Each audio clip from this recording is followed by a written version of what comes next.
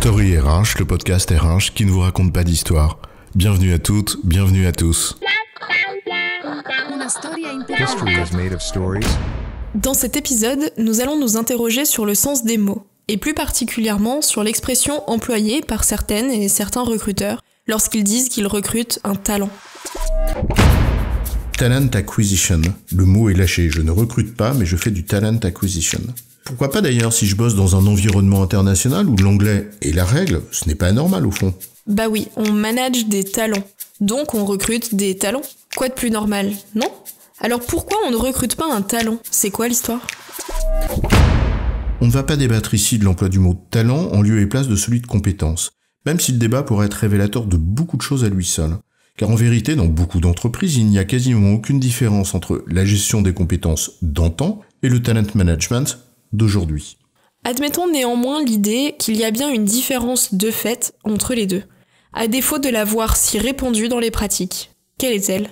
On pourrait suggérer que la gestion des talents consiste à s'intéresser à la personne et à toutes ses caractéristiques, ses compétences, ses performances, son potentiel, etc. Et pas uniquement à ses compétences. Et même sur ce plan, à s'intéresser à toutes ses compétences, y compris celles qu'elle n'a pas besoin de mobiliser dans l'emploi qu'elle occupe aujourd'hui. Parce que l'ensemble de ces compétences constitue une richesse mobilisable, un capital humain en quelque sorte. Et en cela, c'est différent d'une gestion des compétences traditionnelles qui, finalement, dans ses principes, constitue une dérivée RH d'une gestion optimisée des ressources. Je m'assure qu'il y ait le moins d'écart possible entre les compétences dont j'ai besoin et celles dont je dispose.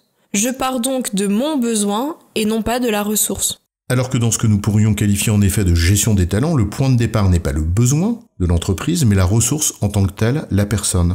Et donc on pourrait alors parler d'une richesse qu'on essaye de développer, un capital qu'on enrichit, donc une source que l'on essaye au moins de ne pas tarir, par opposition conceptuelle à une ressource qu'on optimise. C'est aussi s'intéresser à celles et ceux qui présentent un important potentiel, au-delà de leurs seules compétences métiers ou comportementales. Pardon, de leurs hard skills ou soft skills, mais qui ont des caractéristiques personnelles, et notamment une performance, qui font d'eux l'avenir de l'entreprise. D'où des outils bien connus comme la 9-Box Matrix introduite par McKinsey dans les années 70 et qui croisent performance et potentiel. Ok chef, c'est vendu. Acceptons l'idée que la gestion des talents n'est vraiment pas la gestion des compétences. Mais ce que nous visons en vérité ici n'est pas tant la matérialité du talent management, mais cette expression qu'on entend dans la bouche de certains recruteurs quand ils viennent de recruter un talent. On a l'impression même que c'est tellement plus valorisant de dire que tu recrutes un talent, comme si l'habit du talent dont il est question venait vêtir tes propres épaules du simple emploi d'un anglicisme alors que ceux que tu recrutes, sont des gens, des personnes. Non, tu ne recrutes pas un talent, tu recrutes une personne. Revenons un instant sur le sens des mots, pour le plaisir. Le talent, donc un talent, c'est une aptitude particulière à faire quelque chose. Une sorte de compétence distinctive pour ne pas jouer sur les mots d'un ancien temps. Une compétence, en d'autres termes, qui te permet d'obtenir un résultat distinctif, un atout compétitif. En cela, dire que tu recrutes un talent, ça renvoie à deux possibilités. La première, ça signifie que tu cherches une aptitude particulière chez la personne que tu recrutes, et en l'occurrence une aptitude qui répond à un besoin que tu as identifié puisque c'est justement ce que tu recherches. Dans ce premier cas, le point d'entrée dans ton raisonnement, c'est bien le besoin que tu cherches à satisfaire par une ressource, en l'occurrence un talent chez une personne. C'est exactement ce qui caractérisait la gestion des compétences et pas le talent management. Bon ok, je sors. Ou alors la seconde possibilité. Tu cherches bien une personne avec des aptitudes personnelles que tu n'as pas formalisées en tant que besoin, mais dont l'ensemble, réuni chez une personne que tu appelles talent, représente bien une richesse, dont tu te dis qu'elle constitue un atout, dont tu aimerais t'attacher les services. Mais alors dans ce second cas, l'emploi du singulier laisse à penser qu'il s'agit d'une grossière faute de français. Ou bien à supposer que ce singulier, en lieu et place d'un pluriel, témoigne bien de ce que tu veux dire, alors tu ne recrutes pas un talent, mais bien une personne. Bref, on joue sur les mots, mais peut-être pas tant que ça, si on va un petit peu plus loin. Aïe aïe aïe, ce qu'on oublie si souvent dans le management ou la gestion des ressources humaines, la personne. L'emploi d'une expression impersonnelle, le mot talent, pour parler de la personne qui conduit précisément à ce que ce soit la personne qui disparaisse. Il n'y a donc plus personne quand on emploie le mot talent. Allez, on suggère une réflexion iconoclaste. Toujours pour le plaisir. Dans la Grèce antique, le talent représentait une unité de mesure, celle de la masse d'eau contenue dans un pied cube. En gros, un poids de 20 à 30 kg selon la valeur du pied. C'est amusant comme analogie, non? Je recrute un talent. De la compétence au kilo, en quelque sorte. Non, allez, je blague, bien sûr.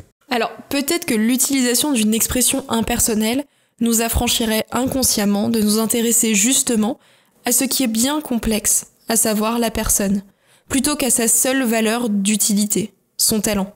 Passer du sujet à l'objet, la définition même de la déshumanisation, non? Allez, je plaisante aussi.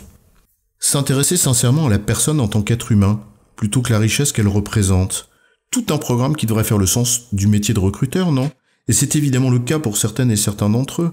Mais peut-être aussi, et c'est juste une hypothèse là encore, que d'autres n'entendent derrière le mot personne que le sens de persona en latin, qui voulait dire le masque de théâtre. Persona, ce que Jung, au début du siècle précédent, utilisait pour désigner l'adaptation de la singularité de la personne, en tant qu'être humain, à une norme sociale.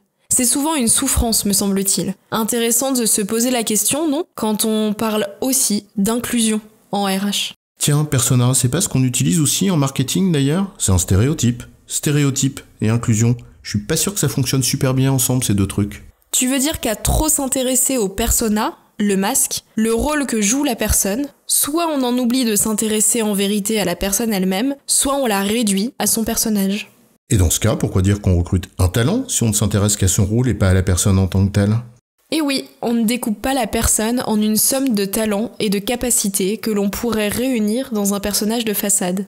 Diable, on recrute bien une personne avec tout ce que cela comporte, y compris toute son hommerie, pour reprendre la formule de saint François de Sales. Là où il y a de l'homme, il y a de l'hommerie. Mais l'hommerie, ça, on n'en parle pas.